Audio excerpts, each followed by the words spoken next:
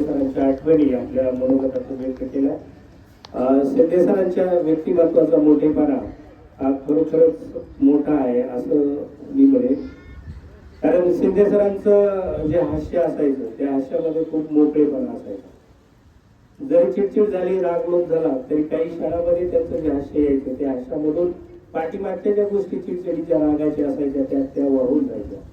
आणि तोच माणूस जो मनाने हसतो, मोकळा हसतो, त्या मोकळ्या हसण्यामध्येच मनाचा निर्मळपणा दडलेला असतो, ते शिंदे सरांच्या ठाई होतं. खरं तर 14 वर्ष सरांनी या ठिकाणी आपल्याला सेवा दिलेली आहे. 14 वर्ष ही तशी वनवासाची असतात, पण आपल्या सर्व शिक्षक बंधू भगिनींना ती चंद्राच्या आल्हादायक अशा प्रकाशासाठी वाटली. पण याचा अर्थ असा नाही की त्यांच्या अंगी सूर्याची प्रकारता नव्हती, पण त्याचे चटके त्यांना कुणाला बसू दिले नाही. हा त्यांचा मनाचा मोठेपणा आहे. अगदी साधा विद्यार्थी जरी असला तुमच्यापैकी, तर सरांकडून काही जर चूक झाली तर त्या विद्यार्थ्याला सुद्धा स्वारी म्हणण्याचा मोठेपणा सरामध्ये होता. यातच त्यांच्या व्यक्तिमत्वाचा मोठेपणा दडलेला आहे असं मला वाटतं.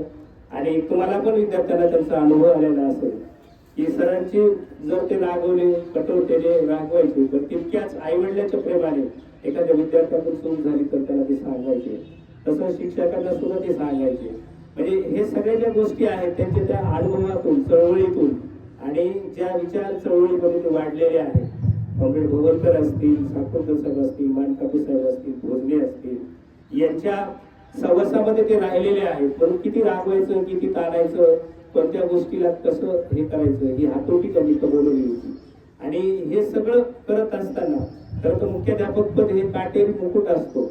त्या सर्वांना कशा पद्धतीने सर्व लोकांचं ऐकून घेऊन, सर्वांच्या बाजू त्या ठिकाणी समजून घेऊन त्या ठिकाणी त्यांचं बोलणं होत असतं. ही भूमिका त्यांनी मोठ्या पद्धतीने लिहिल्या पार पाडलेली आहे.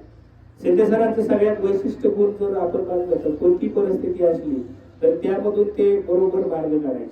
आणि मार्ग काढून जर एखादी परिस्थिती ती इतकी ते आपल्या आटोक्यात आणायचे की आम के आम और गटोली के ही दाम, अशा प्रकारे ती सिच्युएशन करून टाकायची.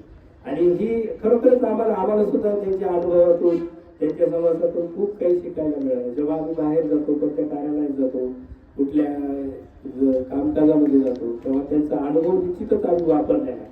त्याचा प्रयोग आम्ही करून पाहिला तर ते काम सक्सेस झालेलं होतं. आणि म्हणून आमच्यासाठी सुद्धा ही मोठी शिकवण आहे असं मला वाटतं. यानंतर आपल्या शाळेतील शिक्षिका पवार मॅडमांना विनंती आहे की त्यांनी या ठिकाणी आपलं व्यक्त करावं.